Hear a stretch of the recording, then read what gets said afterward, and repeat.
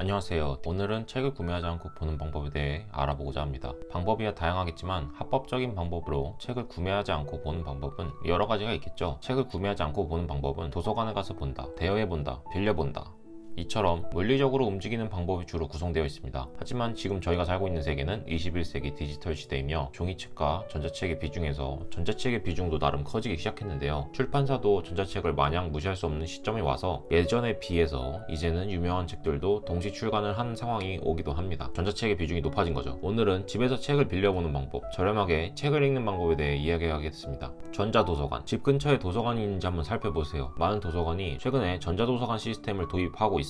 이제는 도입할 수밖에 없는 상황이 되었죠. 가장 보편적으로 알려진 전자도서관 앱들은 이미 여러 가지가 있으며 여기를 한번 살펴보시도록 하고 5권을 대여하고 5권을 예약 걸어둘 수가 있습니다. 총 10권이 가능한 건데요. 유명하고 보유 장소가 많은 전자도서관들도 존재하고 그곳은 가입제로 이루어지는 경우가 많습니다. 그 지역에 살아야만 되거나 그 학교에 다녀야만 되거나 하는 식으로 말이죠. 하지만 몇 군데는 그 지역에 살지 않아도 가입을 하게 해주며 그런 곳은 인터넷에 검색해보면 찾으실 수 있으니까 책을 간절히 보고 싶은 사람이라면 이 방법으로 택하시면 됩니다. 저도 이 방법으로 책을 많이 읽었고 생각보다 빌리기 어렵고 여기서 책을 빌리게 되면 경쟁을 해서 겨우 한 권을 얻어내는 방법이라 책을 집중해서 읽게 되기 때문에 정말 책을 빌려보는 거랑 차이가 전혀 없어요. 몸이 움직이지 않았다 뿐이지 어렵게 책을 얻었고 간신히 얻었는데 반납하는 시간이 가깝기 때문에 딱 한두 권에 집중해서 읽을 수 있는 그런 환경이 책을 펴기 전부터 준비가 되어 있었어요. 그래가지고 저는 책을 읽을 때 이 방법으로 많이 봤고요. 대여 기간은 도서관마다 다르고 대략 3에서 5일 정도 됩니다. 한 권을 읽는데 5일 정도면은 좀 빠듯하게 읽을 수밖에 없어요. 분량에 따라 다르겠지만 매일 읽어야 5일 안에 마지막 페이지를 넘길 수 있겠죠. 만약에 못 읽게 되면은 빌린 기간만큼 연장해 볼 수 있는 방법도 있어요.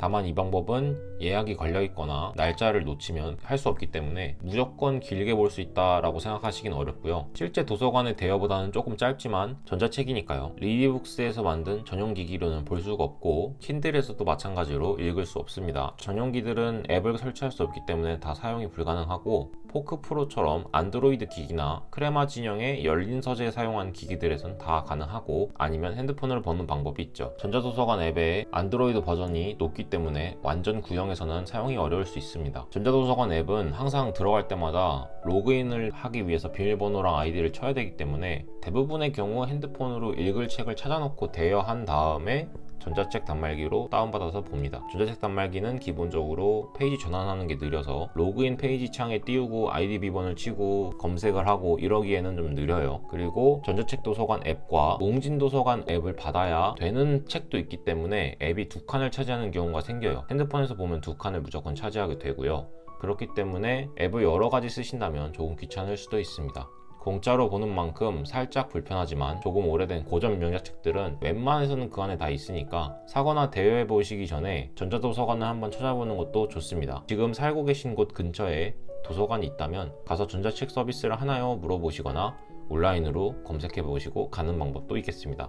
대부분의 도서관은 열려있기 때문에 많은 정보를 가지고 있는 도서관이지만 그 양에 비해서 경쟁이 치열하지 않아서 좋은 기회라고 생각합니다. 또 책을 얻기가 어렵다고 한 게 이게 예약을 걸어놓으면 언제 제 차례가 올지를 몰라요. 앞에 있는 사람들이 다 읽어야 볼 수 있잖아요. 그래서 문자로 한 번이 왔을 때 책을 읽을 수 있다고 알려줍니다. 그 문자가 또 그렇게 반가울 수가 없어요. 빨리 읽어야 기간 안에 다 보기 때문에 보던 책을 내려놓고서라도 봐야 하게 돼서 전자도서관에서 책을 빌리게 되면 진짜 그 책은 끝까지 다 봤던 것 같아요. 전자책의 성격상 마무리를 짓기가 어려운데 제가 전자도서관을 좋아하는 이유가 진짜로 빌리는 것 같은 느낌이 들어서 그랬습니다. 보통 예약 5권, 대여 5권에서 총 10권이지만 한두 권 정도만 빌리고 예약 걸어놓은 상태로 책을 읽기 때문에 대여 숫자가 부족하다 느낄 일은 전혀 없고요. 전자도서관 앱도 신버전으로 업그레이드가 끝나서 버벅거림 없이 잘 작동합니다. 전자도서관은 이 정도로 마무리 짓도록 하고 다음으로 넘어가서 이제 책 대여 서비스를 하고 있는 밀리의 서재와 리디셀렉트를 얘기하도록 하겠습니다. 리디셀렉트는 이국종 교수님이 책 골든아워를 포함해서 시작부터 이슈가 되기도 했었어요. 웅진 싱크백은 다들 아시겠지만 밀리의 서재라는 곳을 운영하고 있고 가장 먼저 대여 시스템을 시작한 선발주자이기도 합니다. 그리고 예스24 북클럽이라는 곳도 존재하는데 제가 그곳을 사용해 본 적은 없어가지고 따로 여기서 리뷰하진 않을 거고요. 예전에는 도서 정가제를 우회하는 시스템이 있었어요. 10년 대여, 50년 대여 이런 식으로 책을 빌려 빌려볼 수 있게 해놓고 그 책의 절반가 그 이하로 내려가는 가격에 대여를 해줬습니다. 그래서 저는 책을 사서 보지 않고 그 방법으로 대여해서 정말 많은 책을 읽었는데요. 이제 그 법이 제정이 되면서 막혀서 부속형 시스템으로 넘어가고 있는 것 같습니다. 6,900원으로 적은 양을 가지고 있었던 리디 셀렉트가 2019년 12월을 마지막으로 9,900원에 오르게 됩니다. 대신 아티클이나 뭐 이런 좀 고급 기사들을 포함하게 되었죠. 책도 많이 보유하게 되었고요. 이제 밀리의 서재는 9,900원에 운영을 하고 있으며 최대 규모의 책을 보유하고 있고, 김영하 작가님이나 장강명 작가님들, 유명한 작가님들의 글도 여러 곳 볼 수 있게 되었고, 독서 이외에도 이벤트가 항상 준비되어 있어서 이것저것 볼 게 많습니다.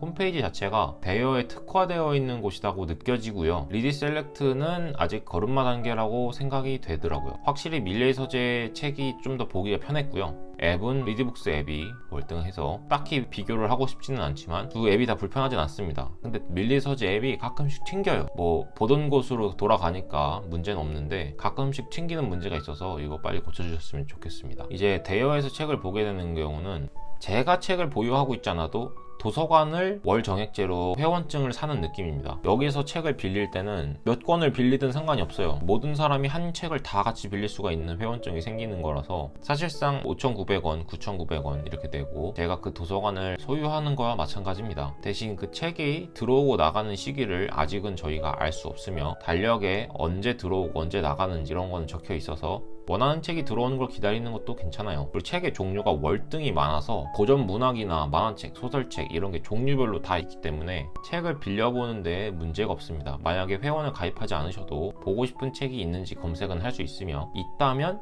한 달만 사용하고 정지를 하더라도 9,900원에 나쁘지 않은 가격이 되는 거죠. 요즘은 책 가격이 많이 비싸져서 10,000원 이하의 책을 보기가 어렵잖아요. 그래서 대여하는 방법이 저는 경제적으로 저렴하게 책을 여러 권 읽을 수 있다 생각이 듭니다. 만약에 책을 한 달에 2권 이상 읽는다면 대여 시스템 정말 훌륭한 방법이 될 수 있습니다. 무제한으로 빌려볼 수 있다는 그 생각에 이것저것 빌려서 여러 개 다 읽게 되는 경우가 있으니까 말이죠. 그리고 리디 셀렉트, 밀리의 서재 같은 경우에는 하이라이트 기능을 지원하기 때문에 도서관 앱에 비해서는 확실히 사용하기가 편합니다. 적어놓은 기록들은 나중에 다시 볼 수 있고요. 싼 가격에 여러 권 보면서 기타 서비스도 같이 제공합니다. 예전엔 단점으로 다가왔던 게 신작을 보기가 힘들었다는 건데, 이제는 신작이라고 할 것도 없고 신작이 같이 나오는 경우도 많아서 단점이 아니게 되었고요. 책이 여러 권이 없었다는 게 제한적인 단점이었는데, 그것도 이제 책의 보유량이 늘어나면서 단점이 아니게 되었습니다. 이제 제가 느끼는 단점은 책을 산 게 아니고 대여하는 시스템이기 때문에 전자도서관에 비해서 책을 구하기가 매우 쉬워요. 버튼만 누르면 다운로드가 되고 돈을 내는 게 아니잖아요. 이미 정액제 안에 들어가 있으니까. 그래서 돈을 쓰거나 뭔가 지출이 없이 무료 자원으로 책을 얻게 돼서 책에 대한 애착이 매우 떨어집니다. 와, 이거 재밌어 보인다 받고, 저것도 재밌어 보인다 받고 해가지고 막상 책장 보면 책이 수십 권 있는데